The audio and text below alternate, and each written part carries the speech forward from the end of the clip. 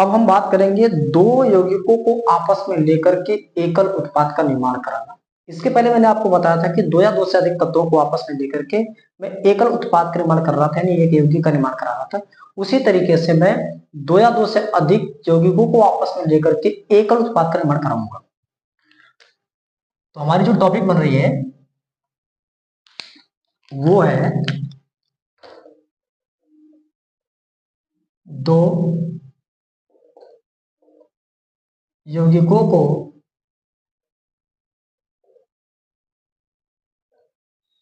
आपस में लेकर एकल उत्पाद का निर्माण करना।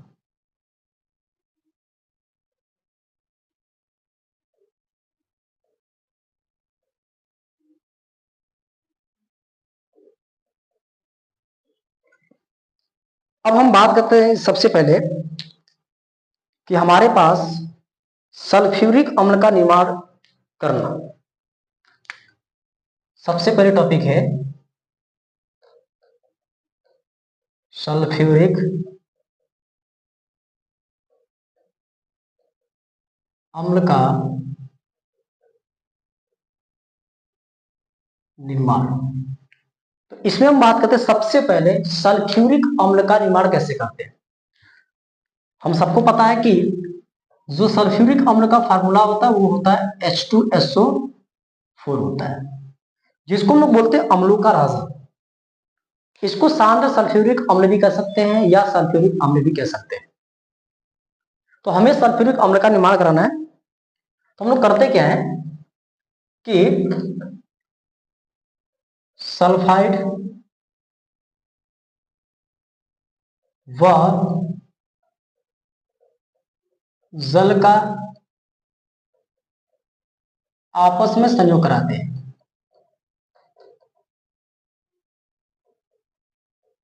संयोग कराने पर सल्फ्यूरिक अम्ल का निर्माण होता है।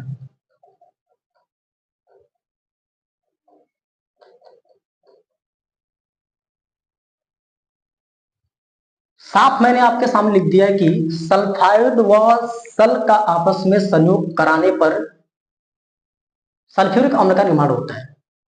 एग्जाम्पल से समझिए, सल्फाइड SO3 है, ये गैसीय फॉर्म में, जल आपके सामने लिक्विड फॉर्म में। दोनों संयोग आपस में जब करते हैं तो ये बनाते हैं सल्फ्यूरिक अम्ल। अब देखो, हमारे पास SO3 है, ये हमारे पास H2O है। इस हाइड्रोजन गैस को इस तरीके से छोड़ दें, हमारे पास एक सल्फर है, ऑक्सीजन 3 यहां से, एक यहां से, कितने 4, H2SO4 का निर्माण हुआ। तो ये हमारा बनेगा H2SO4 जो कि हमारा लिक्विड फॉर्म में होता है। इसको कहेंगे सल्फ्यूरिक अम्ल या अम्लों का राजा या सांद्र सल्फ्यूरिक अम्ल बोलेंगे। उसी तरीके से हम बात करते हैं कि कैल्शियम हाइड्रॉक्साइड का निर्माण कराते हैं। तो सेकेंड टॉपिक हमारी है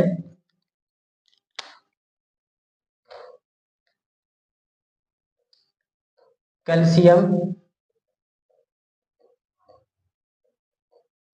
हाइड्रॉक्साइड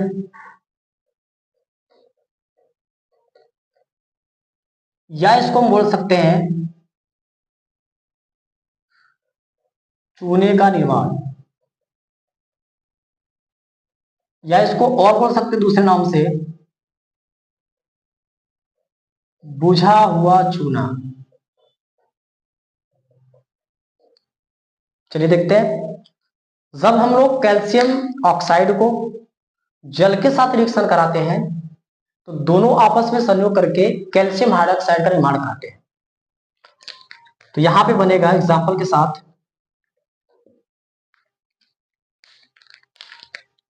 कि मैं लेता हूं यहां से कैल्शियम ऑक्साइड को, जो कि ये सॉलिड फॉर्म में है, और इसके साथ मैं जल को लेता हूं, H2O है, ये है लिक्विड फॉर्म में।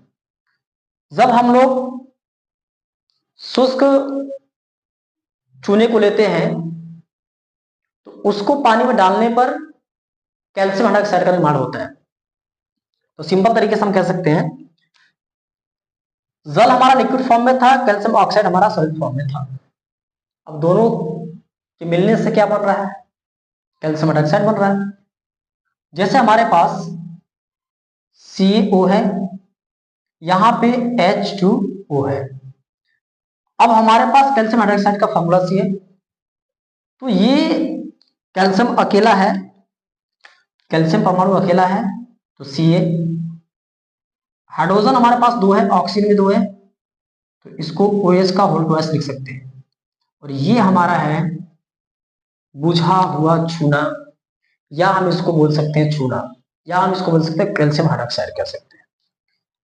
तो कैल्शियम परमाणु अकेला है, ऑक्सीजन परमाणु 1 और यहां से 1 2, हाइड्रोजन परमाणु 2 है, तो इस तरीके से OH का होल ट्वाइस बनेगा, और इसको हम लोग बोलेंगे चूना या बुझा हुआ चूना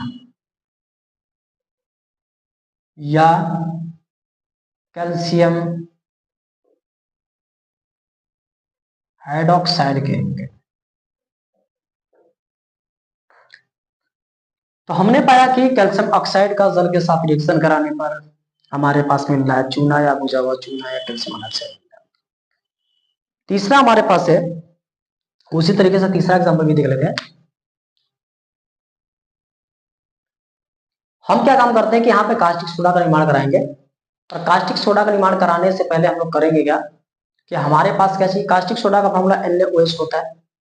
हम सोडियम सल्फाइड को, या हम कह सकते हैं सोडियम ऑक्साइड को जल के साथ रिएक्शन कराते हैं, तो हमारे पास कास्टिक सोडा का निर्माण होता है। तो साफ बात करेंगे, कास्टिक सोडा, या इसे दूसरे नाम से जान सकते हैं सोडियम हाइड्रोक्साइड, या इसको हम लोग कास्टिक सोडा भी बोल सकते हैं या सोडियम हाइड्रोक्साइड के नाम से भी जान सकते हैं। अब हम क्या काम करते हैं कि सोडियम ऑक्साइड को और जल को आपस में लेकर के सोडियम हाइड्रोक्साइड बनाते हैं। चलो देखते हैं भाई, ये हमारे पास होगा एग्जांपल के साथ साथ